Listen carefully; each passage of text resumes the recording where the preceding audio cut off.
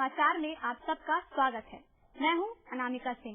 आइए सबसे पहले नजर डालते हैं आज के मुख्य समाचार पर।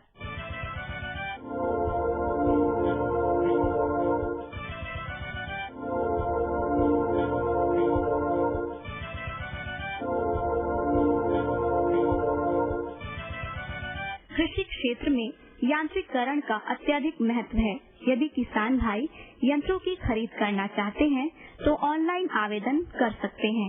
इससे समय की बचत के साथ आप आसानी से उपकरण प्राप्त कर सकते हैं। विस्तृत जानकारी दे रहे हैं उप कृषि निदेशक अशोक प्रसाद। हर एक कृषि मौसम में खरीफ, रबी, गर्मा में कृषि विभाग तरह तरह के योजनाओं का परिचालन करती है, जिसमें किसान भाई भाग लेकर इसका लाभ उठाते रहे हैं। इसके बहुत अच्छे परिणाम मिले हैं। बिहार में, आपके राज्य में धान, गेहूं एवं मक्का के क्षेत्र में काफी सफलता प्राप्त हुई है। धान एवं गेहूं में तो कृषि कर्मण पुरस्कार भी मिला है। इसी कड़ी में अब कृषि विभाग जितनी भी योजनाएं चल रही हैं, उन सभी का ऑनलाइन आवेदन लेने के लिए तत्पर है। इसके पहले कड़ी में कृषि यांत्रिकरण योजना में यह प्रयास शुरू कर दिया गया है। जैसा कि आप किसान भाई जानते भी हैं कि 2-3 महीने से लगातार ऑनलाइन आवेदन की प्रक्रिया चालू है, अनवरत चालू है। आज के दिन भी कुछ जिलों में मेला लगे हुए हैं। किसान भाई जो भी आवेदन किए हैं ऑनलाइन माध्यम से, उनका स्वीकृति पत्र उन्हें अगर मिल गया है तो इस मेले में उसको खरीद कर सकते हैं। ये है पटना जिले के बाढ़ के प्रगतिशील कृषक शंभू नारायण सिंह। इन्होंने जीरो टिलेज तकनीक को गेहूं की खेती में अपनाया है। आज ये अपनी सफलता से काफी खुश हैं। फसल तो अभी देखने से बहुत अच्छा लग रहा है, गदगद मन है। और सबसे बड़ी चीज का फायदा हमको अभी स्टार्ट हुआ है बुआई में कि हम बीज कम लगा, खाद कम लगा और पटवन जो हम पटाते थे पहले, और अभी जो हम 3 दिन पहले पटवन किए हैं उसमें पटवन में भी हमको कम समय में पटवन हुआ है। तो 3 चीज का तो तत्काल हमको फायदा नजर आ रहा है। लेजर लैंड लेवलर उपकरण के द्वारा एक निश्चित डिग्री की ढलान पर खेत को समतल किया जा सकता है। इसके उपयोग से सिंचाई जल की 25 से 30% बचत होती है। दर्शकों, आइए अब चलते हैं मंडी की ओर, जहां आप जानेंगे मंडी के भाव में आए उतार और चढ़ाव के बारे में। न्यू चंदन फूल भंडार, रजनीगंधा चैन 5 रुपये, गुलाब छोटा वाला 10 रुपये, टाटा गुलाब 15 रुपये, रजनीगंधा माला 100 रुपये, पान बुके 100 रुपये, मग बुके 150 रुपये, डमरू 400 रुपये, 300 रुपये, 200 रुपये। और आइए अब लेते हैं मौसम की जानकारी। मौसम विभाग से मिली जानकारी के अनुसार कल आसमान साफ रहेगा। अधिकतम तापमान 22 डिग्री सेल्सियस तथा न्यूनतम तापमान 9 डिग्री सेल्सियस रहने की संभावना है। दर्शकों, अभी अभी आपने खेती की नई तकनीक को, मंडी भाव और मौसम की जानकारी ली। अब आइए आपको अपने अगले भाग की ओर लिए चलते हैं, जहां स्टूडियो में बैठे हमारे कृषि विशेषज्ञों द्वारा आप अपनी समस्याओं का समाधान प्राप्त कर सकते हैं।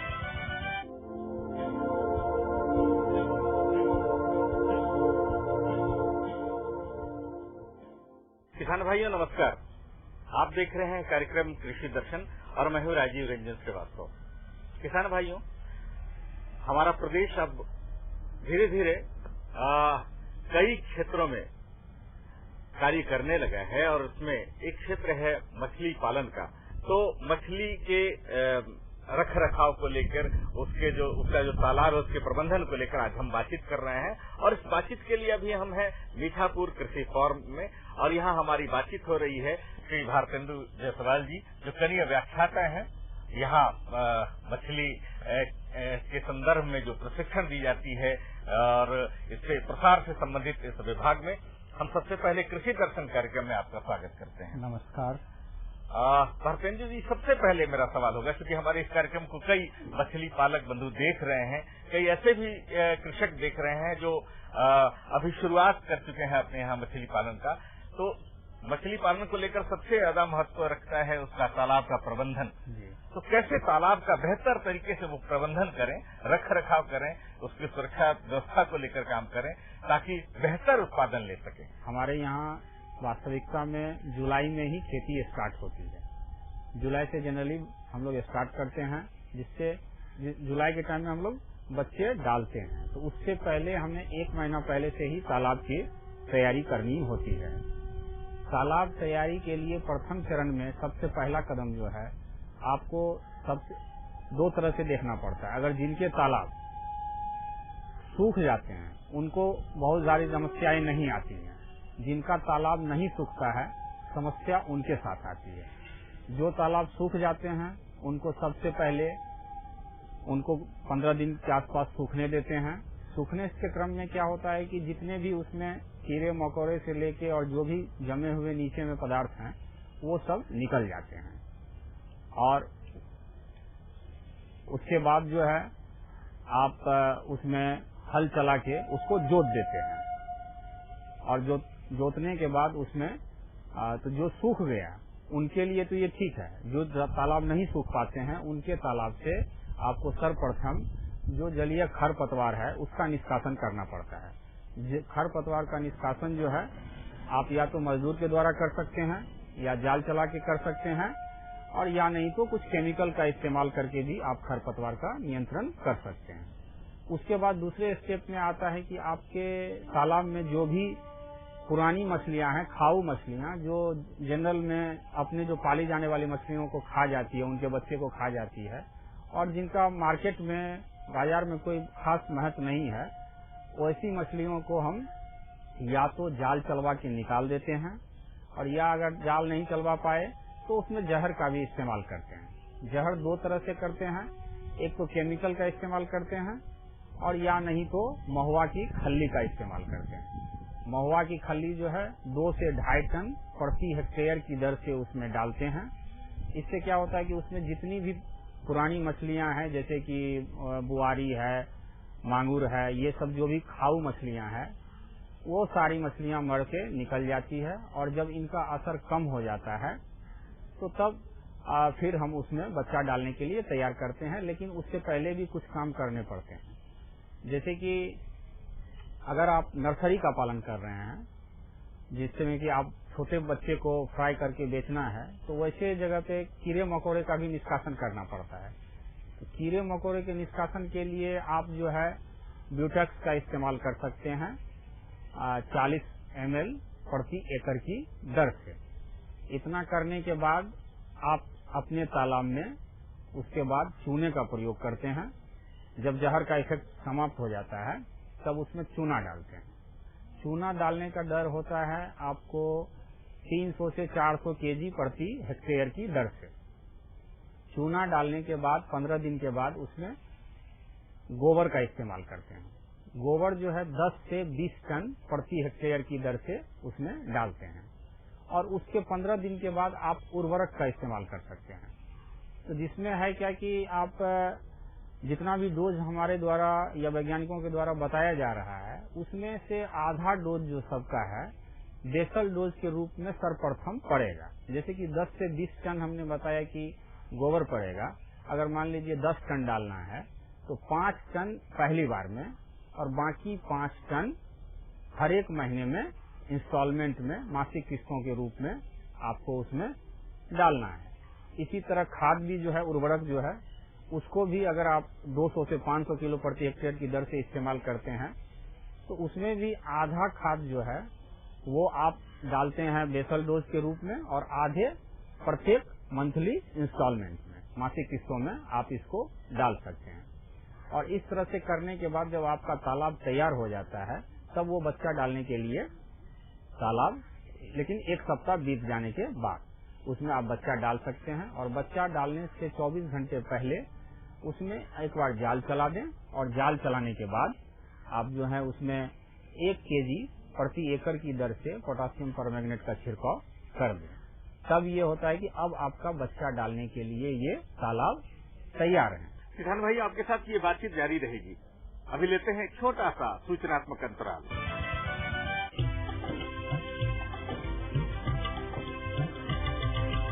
सहकारिता के बल पर विकास के लिए उठे कदम,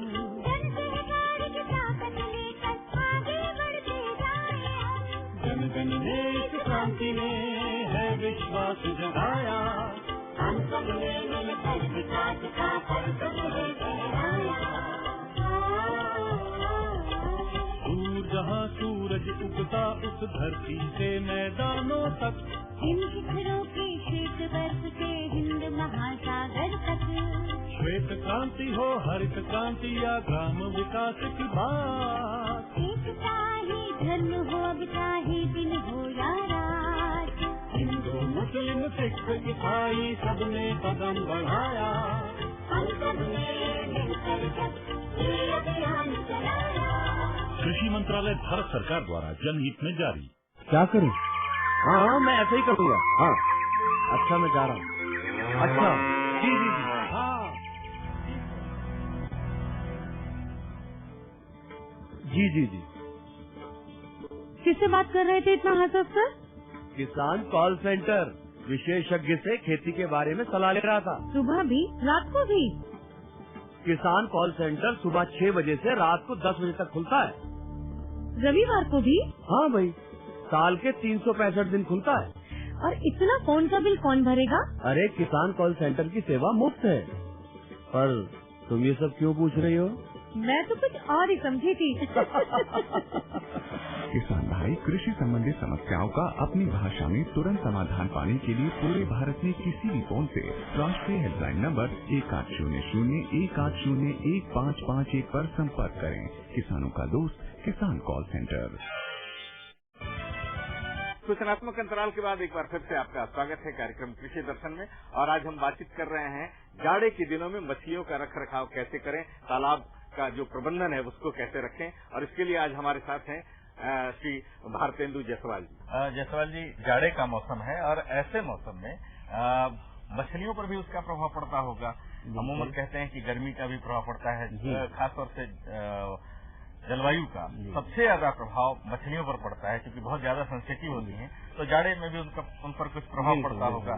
तो किस तरह का प्रभाव पड़ता है और उससे उन मछलियों पर क्या असर पड़ सकता है, इसके बारे में आप हमारे जो मछली पालक हैं उन्हें बताएं। जाड़े में आपको क्या क्या ध्यान रखना है, तो उसमें सर्वप्रथम है कि आप जाड़े में सबसे पहले मछलियां भोजन लेना कम कर देती हैं, तो उनका भोजन जो है आप उनको आधा कर दें।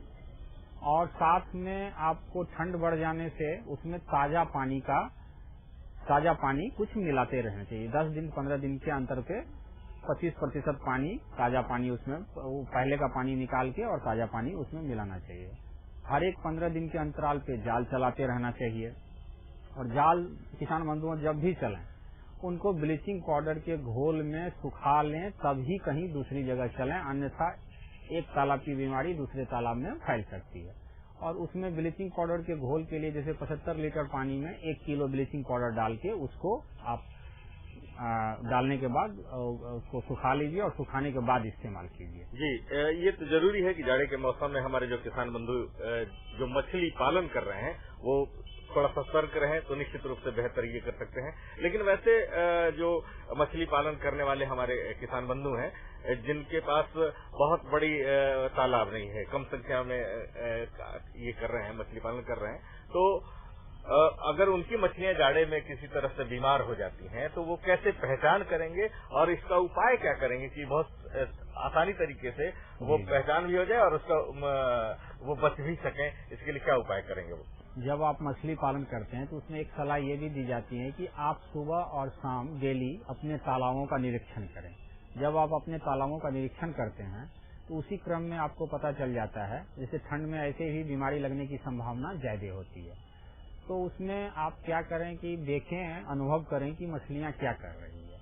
जैसे अगर वो बार बार सतह पे आके सांस ले रही है, असामान्य स्थिति में तैर रही है, उनके पंख और जो पूंछ है अगर वो झर रहे हैं, कहीं उसके ऊपर घाव है, अगर उनको आप बीमार मछली को अगर आप छुइएगा तो वो बहुत तेजी से नहीं भागेगी, वो सुस्ती का प्रदर्शन करती है। और साथ में उस टाइम में उसके शरीर की चमक कम हो जाती है और साथ में शरीर पतला और सर बड़ा हो जाता है। इस तरह से आप 4-5 चीजों को अगर ध्यान से देखेंगे तो आपको पता चलेगा कि मछलियां हमारी बीमार। तो बीमारी से बचने के लिए आप जो अभी जाड़े में बताया गया था, तो दूषित नहीं होने दे अपने पानी को।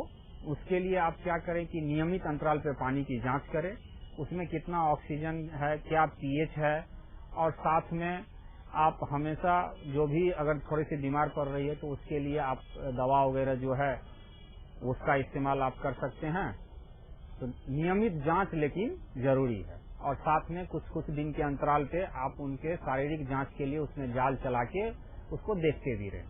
तो ये सारी बातें करके आप जो है किसान बंधु अपने ठंड में मौसम में ये एक समस्या आती है तो बीमार हो जाती है मछलियां, तो उस टाइम में आप ताजा पानी वगैरह का बार बार इस्तेमाल करें, और जो भी साथ में दवा वगैरह है हम लोग से सलाह लिया करें और उनसे हम लोग उनको बताया जाए।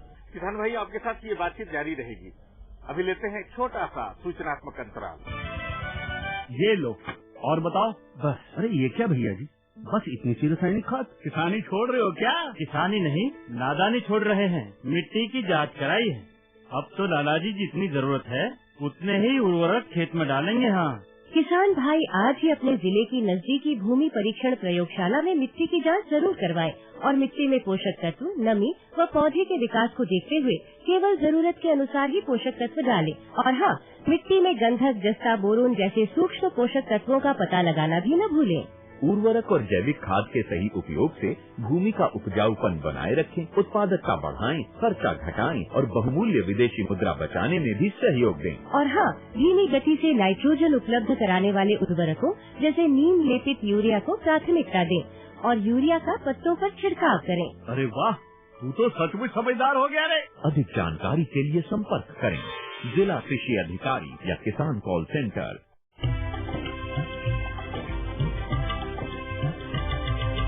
सहकारिता के बल पर विकास के लिए उठे कदम,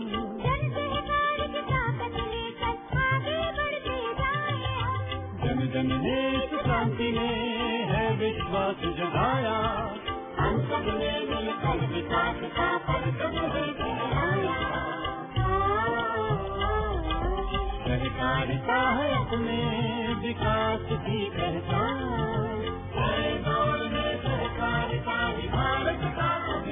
कृषि मंत्रालय भारत सरकार द्वारा जनहित में जारी। सूचनात्मक अंतराल के बाद एक बार फिर से आपका स्वागत है कार्यक्रम कृषि दर्शन में। और आज हम बातचीत कर रहे हैं जाड़े के दिनों में मछलियों का रख रखाव कैसे करें, तालाब का जो प्रबंधन है उसको कैसे रखें। तो निश्चित रूप में अगर जाड़े के मौसम में हम बेहतर तरीके से अपने उस तालाब का प्रबंधन रखें और खासतौर से मछलियों की देखभाल करते रहें समय दर समय कि हमारी मछली कहीं बीमार तो नहीं पड़ रही है, और जितने लक्षणों के बारे में आपने बताया उन सारे लक्षणों का अगर ध्यान रखें तो मुझे लगता है कि कहीं से भी हम जो उत्पादन चाहते हैं मछलियों का वो बेहतर उत्पादन ले सकते हैं। आपने इतनी अच्छी जानकारी दी हमारे किसान बंधुओं को तालाब प्रबंधन को लेकर, जाड़े में मछली पालन को लेकर, इसके लिए आपका बहुत बहुत धन्यवाद। धन्यवाद। मछली पालक बंधुओं, मछली के सही रख रखाव के लिए तालाब का सही प्रबंधन, उचित प्रबंधन होना बहुत ही जरूरी है, और अगर हम इसका ध्यान रखते हैं तो निश्चित रूप से बेहतर उत्पादन ले सकते हैं। थोड़ी सी जानकारी मुझे लगता है कि बेहतर हमें बना सकती है, हमारे काम को बेहतर बना सकती है। तो ऐसे ही आप कार्यक्रम कृषि दर्शन देखते रहें और नई नई जानकारियों से आप अवगत होते रहें। हमारा काम भी यही है कि इस बहाने आपसे हम कृषि से संदर्भित जितनी भी जानकारियां हैं, नई नई जानकारियां हैं, वो आप तक पहुंचाते रहें। आज के अंक में बस इतना ही। अगले अंक में फिर मिलेंगे किसी नए विशेषज्ञ के साथ। तब तक के लिए नमस्कार। किसान बंधु, आइए देखते हैं कृषि आधारित कुछ लोक नृत्य और कुछ लोकगीत।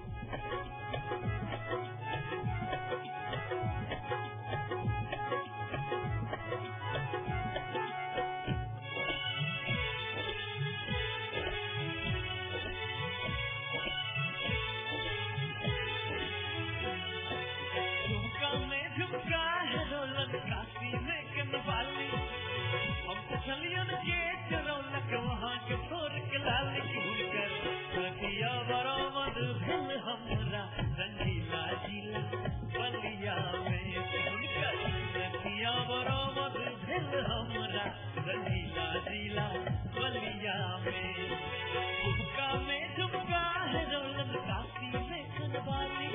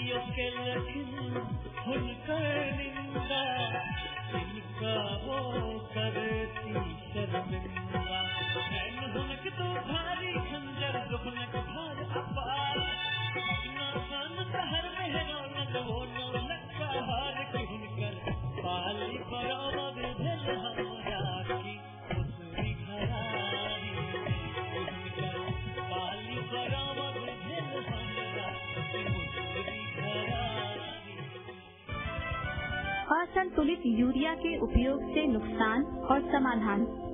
फसलों में यूरिया के अधिक और लगातार प्रयोग से पौधे बहुत तेजी से बढ़ते हैं और गूदेदार एवं कमजोर होकर जमीन पर गिरने लगते हैं। फलस्वरूप पैदावार घट जाती है। इस उर्वरक के अंधाधुंध उपयोग से मिट्टी के अंदर मौजूद लाभदायक जीव नष्ट हो जाते हैं और इसके अलावा फसलों में रोग और कीट व्याधियों का प्रकोप भी बढ़ जाता है।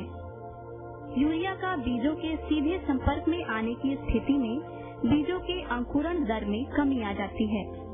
आवश्यकता से अधिक नाइट्रोजन उर्वरक के इस्तेमाल से जमीन के अंदर उपलब्ध पानी में नाइट्रेट जैसे हानिकारक तत्वों और गैसों की मात्रा बढ़ने के साथ ही मिट्टी की अम्लता बढ़ जाती है और पर्यावरण भी दूषित हो जाता है। यूरिया का इस्तेमाल प्रभावी और किफायती रूप में किया जाना चाहिए, अन्यथा केवल 30 से 40% यूरिया ही पौधों को मिल पाता है, बाकी जमीन के अंदर और वायुमंडल में जाकर बर्बाद हो जाता है। उर्वरकों का इस्तेमाल सही समय और सही मात्रा में करें तथा ड्रिप छिड़काव और फर्टिगेशन जैसी कम खर्चीली और लाभदायक विधियां अपनाएं। यूरिया पर निर्भरता कम करने तथा मिट्टी की अच्छी सेहत बनाए रखने के लिए पोषक तत्व आधारित जल घुलनशील मिश्रित उर्वरक, नीम कोडेड यूरिया, स्टार्टर घोल, जैविक खाद और जैव उर्वरक आदि उन्नत व कम खर्चीली तकनीक अपनाएं।